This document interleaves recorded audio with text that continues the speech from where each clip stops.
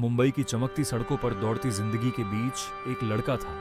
सुनील, उम्र लगभग 28 वर्ष, समझदार, मेहनती। मुंबई के एक बड़े होटल में वह मैनेजर के रूप में काम करता था। मेहनत और ईमानदारी के बल पर वह हर महीने अच्छा खासा पैसा कमा लेता था। लेकिन सुनील के चेहरे पर कभी वह खुशियां नहीं दिखती थीं जो एक सफल इंसान के चेहरे पर होती है। कारण था उसका घर, उसका परिवार और सबसे ज्यादा उसकी पत्नी सीमा, मुंबई से कमाई और गांव में बर्बादी। सुनील अपनी बीवी और बेटी को गांव में रखकर मुंबई में नौकरी करता था। उसे लगता था कि शहर की भागदौड़ से दूर गांव का माहौल उसके परिवार के लिए अच्छा रहेगा। वह हर महीने अपने घर पूरे मन से पैसे भेजता था। बेटी की पढ़ाई, पत्नी का खर्च, घर की जरूरतें, सब कुछ बिना पूछे पूरा करता। लेकिन धीरे धीरे सुनील को खबरें मिलने लगीं कि उसकी कमाई घर में सही जगह खर्च नहीं हो रही। गांव वाले बताते, तेरी बीवी तो दिन भर शौक पूरे करती फिरती है।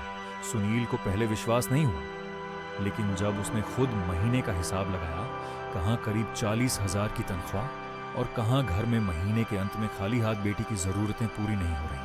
पर पत्नी अपनी मनमर्जी से पैसा उड़ा रही थी। सीमा की लापरवाही। सीमा को पैसे की अहमियत का अंदाजा ही नहीं था।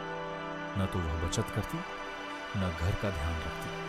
कभी नया मोबाइल, कभी सोने की चूड़ियां, कभी किसी रिश्तेदार को पैसे उधार। सब कुछ सुनील की कमाई से, लेकिन बेटी की फीस भरने तक के पैसे नहीं बचे। जब सुनील ने फोन पर समझाने की कोशिश की, सीमा ने कहा, तुम मुंबई में मजे कर रहे हो, मुझे क्यों ताना देते हो?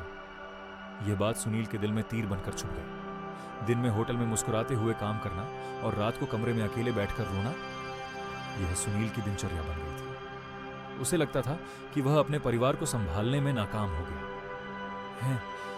एक रात उसने बैंक बैलेंस देखा, बस कुछ ही हजार बचे थे। उसे समझ आ गया कि अगर यही चलता रहा तो एक दिन वह कर्ज में डूब जाएगा। वह परेशान था। सुनील ने मैनेजर की नौकरी छोड़ दी।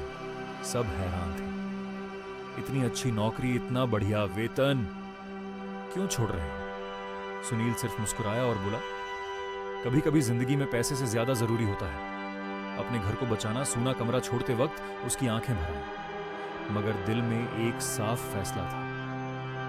अब वह गांव जाकर खुद जिम्मेदारी संभालेगा। गांव पहुंचते ही उसे हकीकत और भी दर्दनाक लगी। बेटी के कपड़े पुराने और बीवी सीमा वहीं पुरानी आदतों में डूबी। सुनील ने उसी शाम तय कर लिया, अब जो भी होगा वह खुद करेगा। नौकरी छोड़कर वह मजदूरी करने लगा।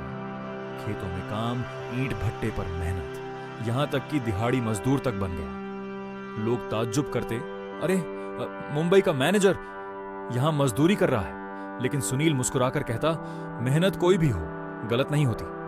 अब जब कमाई सीमित थी, वह हर पैसे का हिसाब खुद रखता। बेटी की पढ़ाई को उसने सबसे ऊपर रखा, घर सुधारना शुरू किया। सीमा को भी अब महसूस होने लगा कि सुनील कितना संघर्ष कर रहा है। उसकी फिजूल खर्ची ने घर को कितना नुकसान पहुंचाया था। सुनील की चुप्पी और मेहनत ने उसे बदलने पर मजबूर कर दिया।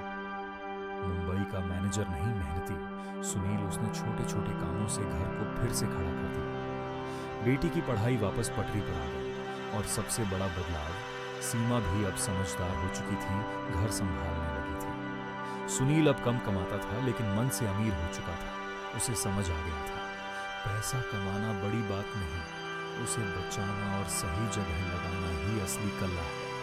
और उसने साबित कर दिया कि चाहे हालात कितने भी खराब हों, मेहनत और जिम्मेदारी से कोई भी बिखरा घर फिर से बसाया जा सकता है।